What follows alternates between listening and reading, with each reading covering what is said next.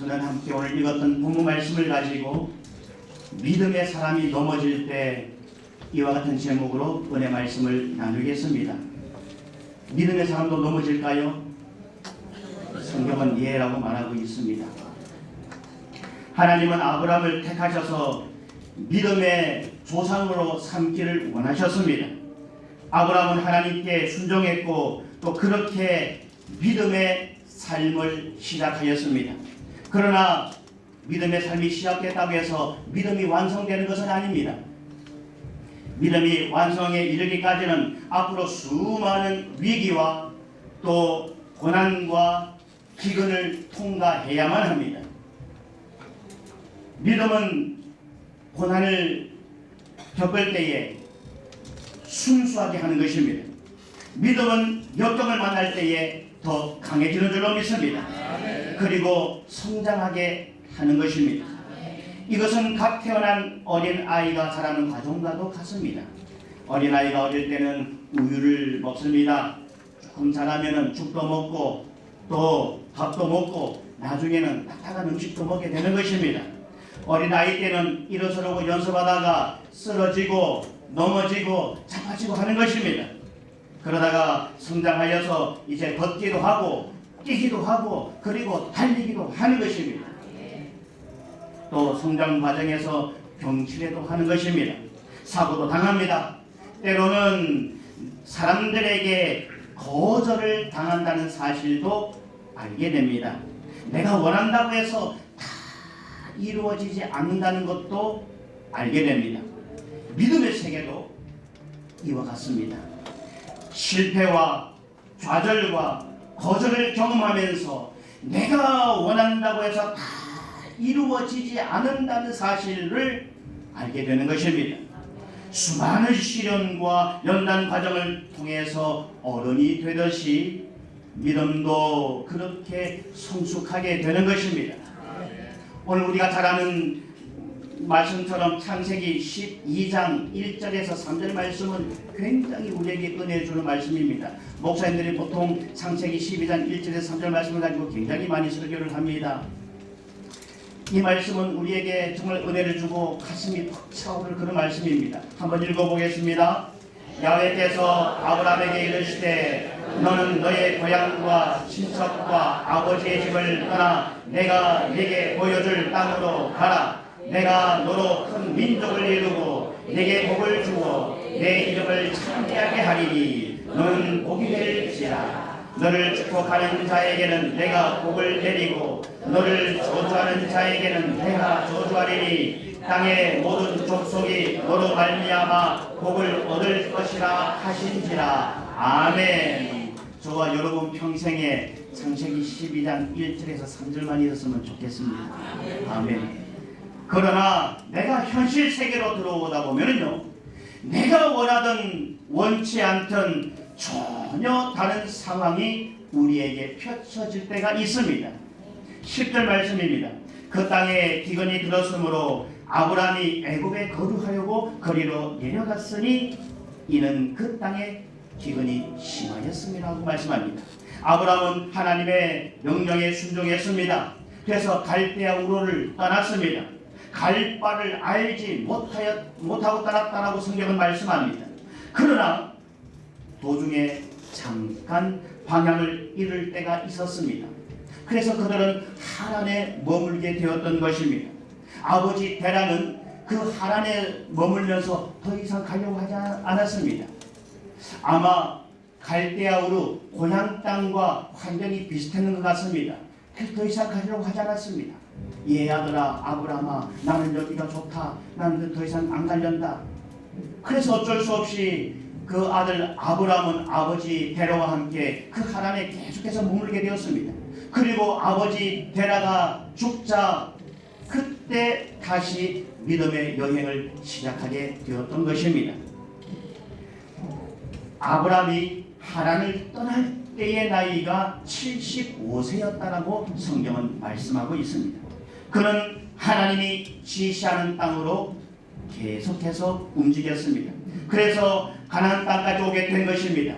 그러나 약속의 땅이라고 도착해 보니까 당황할 일이 생기게 되었던 것입니다. 그곳은 에덴 동산과 같이 그런 낙원이 아니었습니다. 그곳은 아브라함이 기대했던 것 같은 그런 황홀한 장소도 아니었습니다. 오히려 사람이 살 수 없는 그런 기근의 땅이었던 것입니다. 아브라함은 순간적으로 당황할 수밖에 없었습니다. 아니 도대체 이곳은 사람이 살 만한 땅이 아닌데 왜 하나님은 이런 곳을 약속의 땅이라고 하고 나보고 이곳에 가라고 했지? 차라리 갈대아우가 훨씬 더 좋았겠다. 아브라함이 이런 생각을 하게 되었던 것입니다. 바로 그 순간에 아브라함의 머릿속으로 훅 하고 들어오는 생각이 하나 있었습니다. 그래, 이럴 때는 이렇게 가뭄 때는 저 옆에 풍요로운 애굽에 잠시 가서 피신하는 것이 낫겠다. 아브라함은 그렇게 생각했던 것입니다. 여기에 무서운 믿음의 함정이 도사리고 있습니다. 하나님은 아브라함에게 애굽으로 가라고 말씀하신 적이 없습니다. 하나님은 내가 네게 지시할 땅으로 가라고 말씀하셨고 그 땅은 가나안이라고 말씀하셨습니다. 순간적으로 애굽으로 가려고 했던 것은 아브라함의 잘못된 선택이었던 것입니다. 인간적인 생각이었던 것입니다. 여러분은 믿음의 삶을 살아갈 때에 그럴듯한 생각에 속지 않게 되시기를 축원합니다. 기대했던 것이 이루어지지 않았을 때에 우리는 순간적으로 그럴듯한 생각, 비슷한 생각을 우리는 하게 되는 것입니다. 이것도 하나님의 뜻이겠지. 그리고 스스로 위로하고 그리고 설득을 합니다. 하나님도 내 땅 내보세요. 그럼 이해할 겁니다. 그리고 하나님의 뜻을 약간 비틀어 놓습니다. 진짜 믿음과 가짜 믿음은 서로 다른 것입니다. 비슷하다고 해서 절대 가짜는 진짜가 될 수가 없습니다. 또 여러분, 영감이 떠올랐다고 해서 그것이 다 내만은 아닙니다. 내 생각과 하나님의 생각은 하늘과 땅처럼 차이가 있습니다. 비슷하다고 해서 다 같은 것은 결코 아닌 것입니다. 믿음이라고 하는 것은 하나님의 말씀을 따라가는 것입니다. 내 이성과 경험을 따라가는 것이 아닙니다. 그러나 우리는 도중에 자꾸 이성과 타협하고 그리고 세상 사람들이 말하는 소위 상식과 합리성에 주저앉고 마는 것입니다. 하나님의 말씀은 어제나 오늘이나 영원토록 동일하십니다. 그러나 인간의 마음은 그렇지가 않습니다. 환경에 따라서 시시때때로 바뀌는 것입니다. 믿음이라는 것은 변하는 환경에 따라서 바뀌는 것이 아닙니다. 이해가 되지 않아도 기근이 있어도 그리고 절망이 있어도 하나님의 말씀이기 때문에 그 말씀을 붙들고 가는 것이 믿음인 것입니다. 환경이 어렵다고 해서 여러분 목표를 바꾸지 않게 되시기 바랍니다. 여러분에게 고난이 온다고 해서 계획을 포기하지 않게 되시기를 축원합니다. 끝까지 밀고 나가는 것입니다. 그것이 하나님의 명령이요 하나님의 뜻인 줄로 믿습니다. 편한 곳으로 혹은 행복이 약속된 것처럼 보이는 곳으로 여러분 가지 않게 되시기 바랍니다. 대부분 그런 곳은요 소돔과 고모라일 가능성이 매우 높습니다. 세상이 약속하는 소위 보장된 행복은 결코 오래가는 법이 없습니다. 아브라함은 하나님의 말씀을 들었습니다마는 위기가 찾아오자 너무 급한 나머지 순간적으로 순식간에 타협하고 말았습니다. 믿음이 깊지 못한 데서 오는 실수인 것입니다. 애굽으로 잠깐 피신하자는 것은 하나님의 말씀이 아니었습니다. 이런 생각을 하고 났을 때에 보통 무슨 일이 일어나겠습니까? 아브라함은 두 가지를 잃어버리게 됩니다. 하나는 하나님이요 하나는 믿음을 잃어버리게 되는 것입니다. 하나님을 믿지 아니하고 그리고 믿음의 방법을 포기할 때에 인간에게 어떤 일이 일어나겠습니까? 불안과 두려움 그리고 불길한 생각이 찾아오게 되는 것입니다. 11절과 12절입니다. 그가 애굽에 가까이 이르렀을 때에 그의 아내 사레에게 말하되 내가 알기에 그대는 아리따운 여인이라 애굽 사람이 그대를 볼 때에 이르기를 이는 그의 아내라 하여 나는 죽이고 그대는 살리리니. 아멘. 아브라함의 말씀을 순종하지 아니하고 인간적인 아이디어와 자신의 미래를 보장해 줄 것 같은 생각을 따르기로 결정했을 때에 또 하나의 위기가 찾아오게 되었던 것입니다. 처음에는 불안이 그렇게 깊지 않았습니다. 하지만 그런 생각을 가지고 애굽으로 조금씩 다가갈수록 불안은 점점 더 커지게 되었던 것입니다. 믿음이 있는 사람은요, 모든 것이 다 사랑스러워 보이는 것입니다. 하지만 믿음이 사라지면 눈에 보이는 모든 사물이 다 불안해 보이는 것입니다. 불안해지면 세상 사람들이 다 도둑놈처럼 보이는 것입니다. 심지어는 자기 남편도 자기 아내도 다르게 보이는 것입니다. 혹시 요즘에 여러분의 남편이 여러분의 아내가 다르게 보이십니까? 아브라함의 아내는 왕이 탐낼 정도로 그렇게 아름다운 미모를 갖고 있었던 것 같습니다. 그리고 아브라함도 그 부인이 예쁘다, 내 부인은 참 예쁘다, 그렇게 인정하고 살았습니다. 여러분의 아내가, 여러분의 남편이 세상에서 제일 예쁘다, 우리 남편이 세상에서 제일 멋지다, 그렇게 늘 인정하며 살게 되시기를 축원합니다. 그래서 아브라함은 불안해진 것입니다. 내가 보기에도 내 마누라가 이렇게 예쁜데 다른 놈들이 내 마누라를 탐내면 어떡하지? 이런 생각을 하게 되었던 것입니다. 여러분, 불안은요, 불안을 낳게 되어 있습니다. 자기 아내가 예쁘다는 것이 발단이 되어서 다른 남자가 내 아내를 탐내면 어떡하나, 이런 불안이 찾아오게 되었던 것입니다. 한 걸음 더 나아가서 내 아내를 빼앗기 위해서 나를 죽이면 어떡하나, 이런 극단적인 생각까지 갖게 되었던 것입니다. 불길한 상상력이 아브라함을 지배하기 시작한 것입니다. 여러분, 얼마나 어처구니 없는 생각입니까? 지금 이런 일이 일어났습니까? 아닙니다. 아닙니다. 아브라함의 마음속에서만 지금 그 생각하고 있던 것입니다. 대부분의 사람들은 이렇게 살아가고 있습니다. 오늘 내 남편이 직장 출근하다가 자동차 사고로 나면 어떡하나? 오늘 우리 아내가 집에서 가스불 켜놓고 청소하다가 가스 사고로 나면 어떡하나? 우리 애들이, 우리 손자가 학교 가다가 동네에서 그 깡패 같은 애들 만나서 돈 뺏기고 다치고 그러면 어떡하나? 실제로 일어나지 않은 일을 극대화하고 미래에 일어날지 않을 일들을, 일어날지 않을지 모를 일들을 미리 앞당겨서 고민하고 걱정하는 것입니다. 미래에는요, 저와 여러분에게 축복일 수도 있고 축복이 아닐 수도 있습니다. 그것은 아무도 모릅니다. 믿음이 있는 사람은 모든 것이 축복으로 보일 것입니다.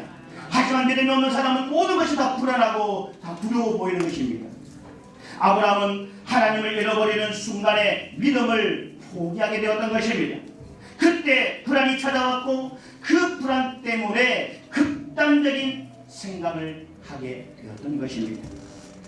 성경에 대표적인 사람이 있지요. 누굽니까? 욥입니다. 욥이 대표적인 인물입니다. 욥은 가정적으로나 환경적으로 편안하고 안정적인 삶을 살았던 사람입니다. 그럼에도 불구하고 늘 마음 한쪽에는 늘 불안한 마음, 그런 마음을 갖고 살았던 것입니다. 욥기 3장 25절에 기록되어 있습니다. 내가 같이 봅시다. 내가 두려워하는 그것이 내게 임하고 내가 무서워하는 그것이 내 몸에 미쳤구나. 아멘. 두려워하는 마음, 무서워하는 마음, 이것은 사탄이 가장 좋아하는 먹잇감이라는 사실을 기억하게 되시기 바랍니다. 다시 아브라함을 돌아가겠습니다. 갑자기 아브라함 자신의 안전에 문제가 생겼습니다. 더 불안해졌습니다. 그래서 아브라함은 수단과 방법을 구하게 되었던 것입니다. 불안과 두려움은 거짓말을 낳는다라고 오늘 성경은 우리에게 말씀하고 있습니다. 13절에 기록합니다. 원하건대 그대는 나의 누이라 하라. 그러면 내가 그대로 말미암아 안전하고 내 목숨이 그대로 말미암아 보존되리라 하리라. 아멘. 아브라함은 갑자기 자기 부인을 빼앗기고 자기가 죽을지도 모른다는 극단적인 생각을 하게 됩니다. 순식간에 그의 머리를 스쳐 지나가는 영감이 아닌 육감이 떠올랐던 것입니다. 그렇지, 내 아내를 아내라 하지 아니하고 내 누이라 하면 되겠구나, 내 여동생이라 하면 되겠구나. 그럼 그 사람들이 나를 죽이지 않겠지. 굉장히 그럴듯한 생각입니다. 우리의 믿음의 실수가 바로 여기에 있습니다. 비슷하게 믿는 것이 그것이 문제인 것입니다. 여러분, 비슷한 것이 진짜일 수는 없습니다. 가짜는 가짜일 뿐입니다. 엄밀히 따지면요, 이 아브라함과 사라는 오누이 관계 맞습니다. 족보로 따지면은 이 사라는 아브라함의 이복 누이 동생입니다. 하지만 엄연히 아브라함의 아내인 것입니다. 아브라함은 자기 부인을 누이라고 말했습니다. 아브라함은 믿음의 첫 여행부터 실패와 좌절을 경험하게 됩니다. 믿음이 진짜인지 믿음이 가짜인지 기근을 만나보면 압니다. 내가 기근을 만나고 또 고통을 겪고 손해를 보고 위기에 부딪혔을 때에 저와 여러분이 가지고 있는 믿음이 진짜인지 가짜인지 알게 되는 것입니다. 그래서 때로는 기근이 중요한 것입니다. 기근은 나의 믿음을 순결하게 만드는 것입니다. 기근은 위기 앞으로 나를 끌고 가기도 하지만 그 기근은 나의 믿음을 더 진실하게 만들기도 하는 것입니다. 14절입니다. 아브라함이 애굽에 이르렀을 때에 애굽 사람들이 그 여인이 심히 아리따움을 보았고, 아멘. 아마도 애굽에 이르기 전에 아브라함과 사라가 둘이 앉아서 이럴 때는 이렇게 말하고 저럴 때는 저렇게 말합시다. 둘이서 앉아서 많이 연습을 했을 것입니다.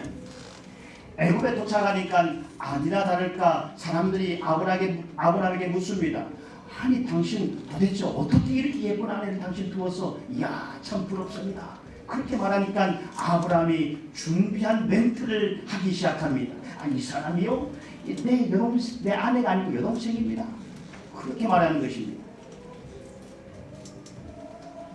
믿음의 사람이 믿음에서 떠나게 되면 그때부터 세상적인 방법과 그리고 세상적인 처세술을 사용한다는 사실 여러분 아십니까?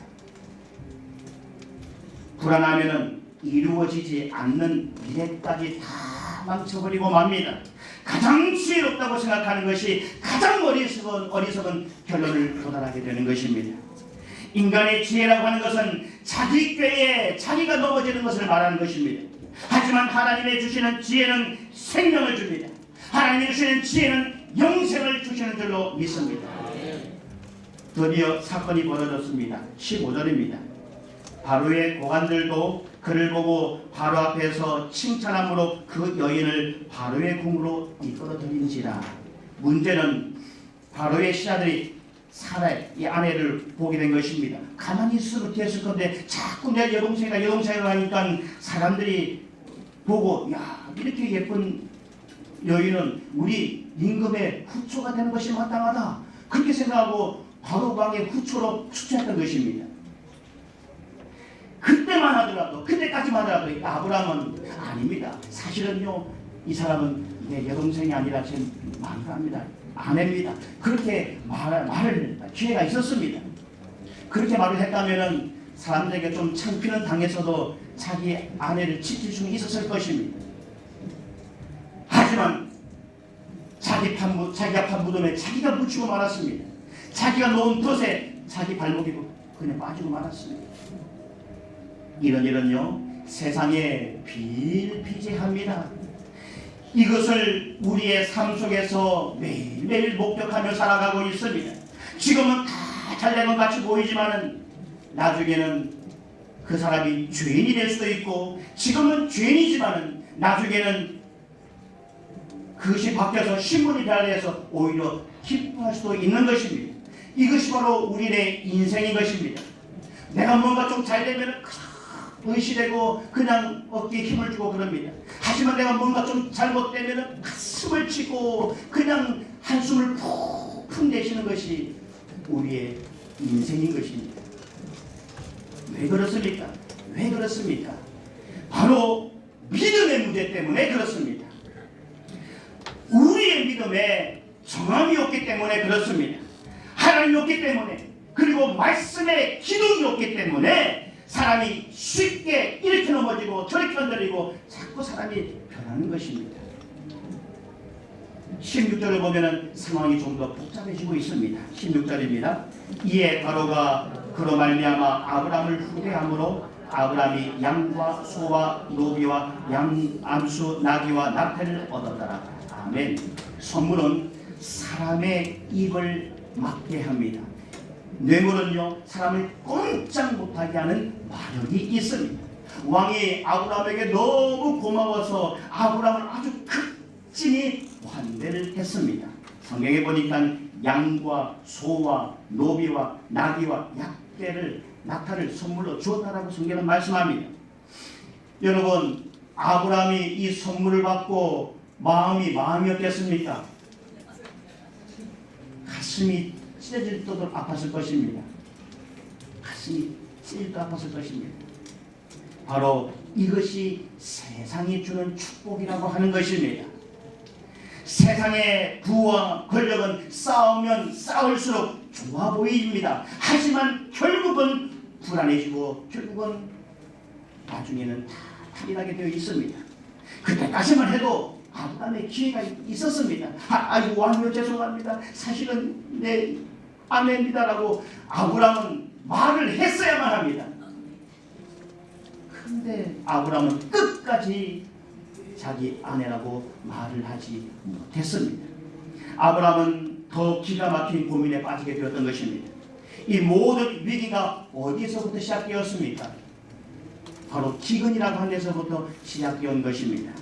기근이 왔을지라도 하나님께서 가나안에 있으라고 말씀하면은 아브라함은 가나안에 있어야만 합니다. 하나님은 당신의 백성은 절대로 굶겨 죽이지 않으십니다. 하나님은 당신의 백성을 절대로 망하게 내버려두지 않으십니다. 그러나 사람은 어리석어서 내가 오늘 무엇을 먹을까, 내가 오늘 무엇을 먹을까 늘 그쪽에 근심 걱정하고 늘 염려하기 때문에 하나님보다는 그런 것이 더 중요하게 생각하는 것입니다. 현실적인 문제 때문에 하나님을 포기하는 사람들이 얼마나 많은지 모릅니다. 갈수록 신앙인들이 많이 나약해지고 있습니다. 여러분, 기근이 오면 어떡합니까? 기근이 오면 그래 한번 와봐라. 내가 버텨낼 것이다. 내가 이 기근을 버텨내고 통과해서 하나님께 영광을 돌릴 것이다. 한번 기근 와봐라. 그리고 버텨내는 것이 아니라 기근의 기점은 듣고도 아이고 무서워라. 그러고 그냥 걸음한 데 살려라고 그냥 36개 주백랑을 치는 성도님들을 참 많이 봅니다. 오래 버티지 못해요. 사람은 누구나 다 행복하고 편하고 그리고 쉬운 길을 가려고 합니다. 성공하기를 원하지 않는 사람이 어디 있겠습니까? 편하게 살기를 원하지 않는 사람이 어디 있겠습니까?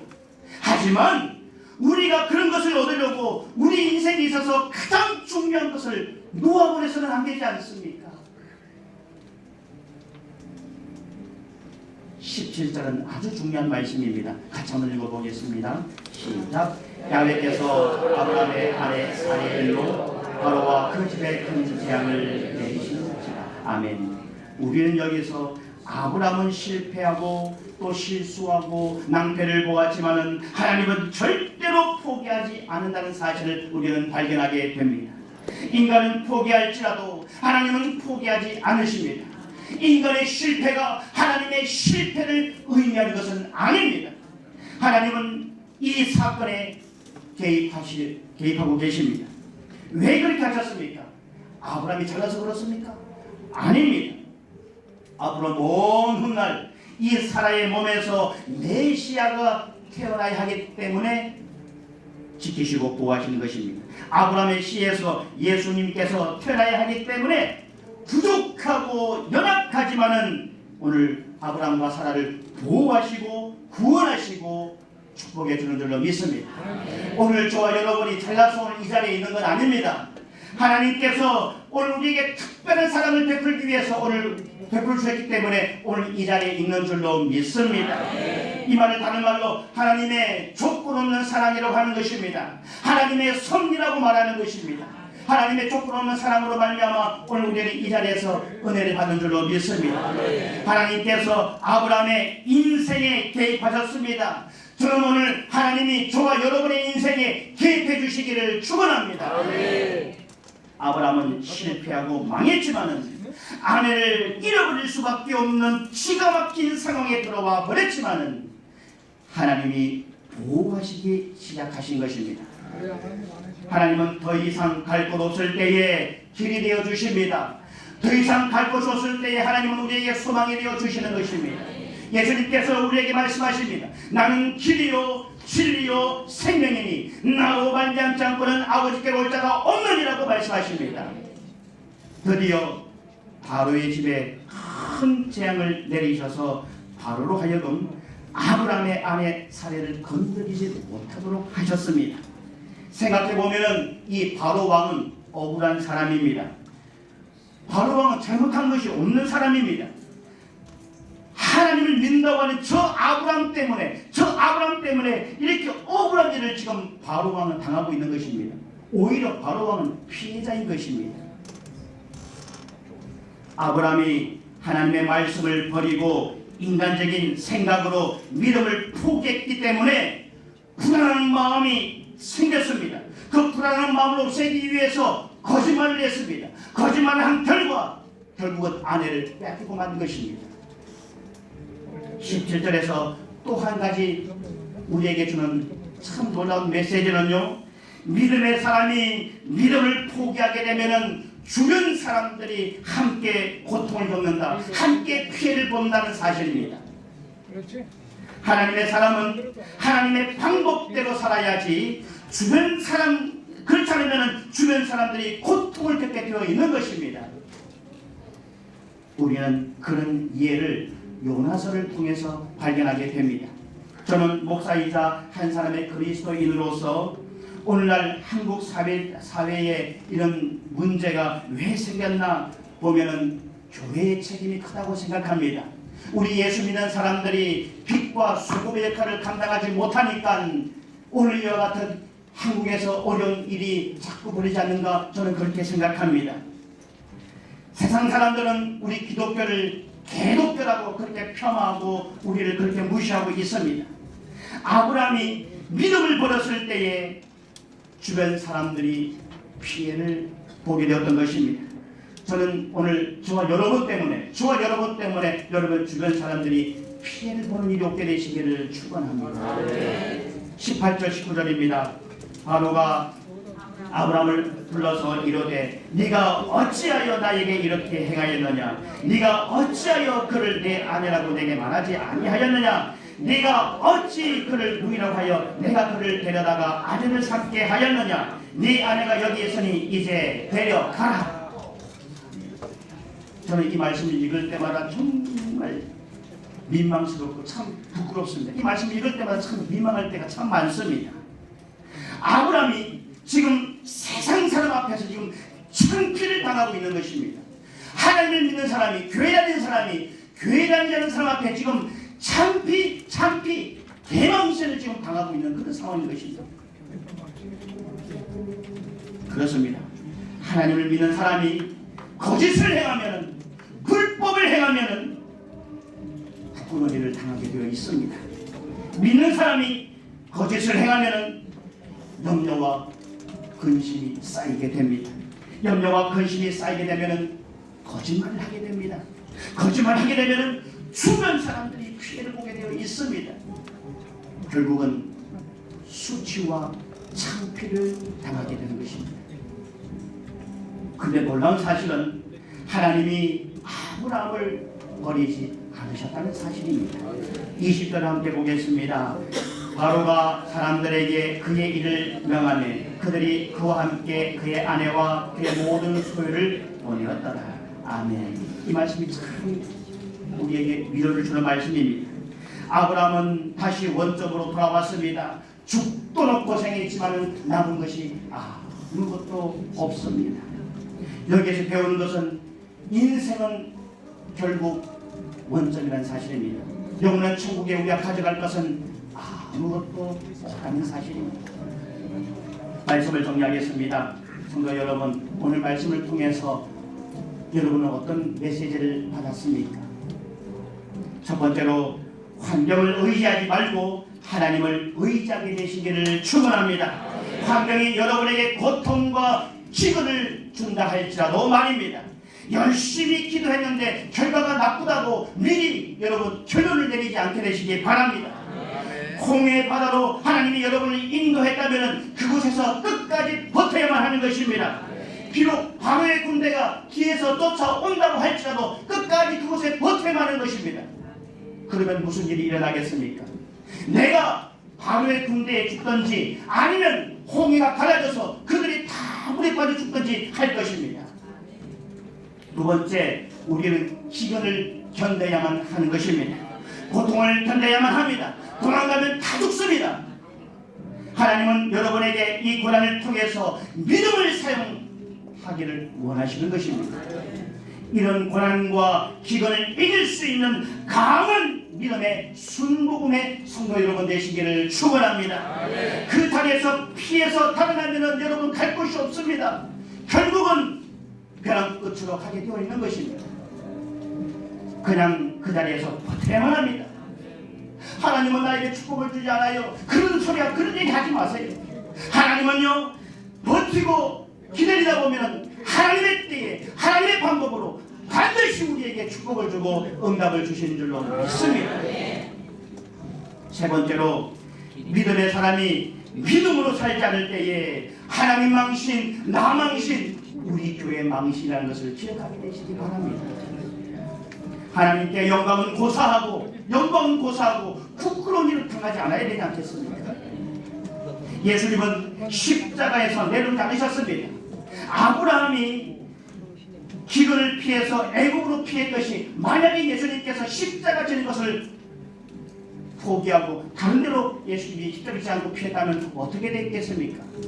우리의 구원은 이루어지지 않았을 것입니다. 하지만 예수님께서는 십자가에서 내려오지 않으시고 끝까지 그 고난을 견디시고 참으시고로 말미암아 우리에게 구원의 은혜를 주셨음을 믿습니다.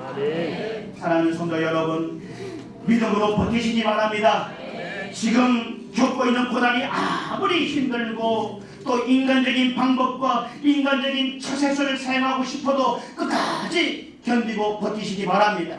그러면 때가 되면 하나님의 가장 좋은 때에 가장 좋은 방법으로 하나님께서 저와 여러분에게 응답을 주실 줄로 믿습니다.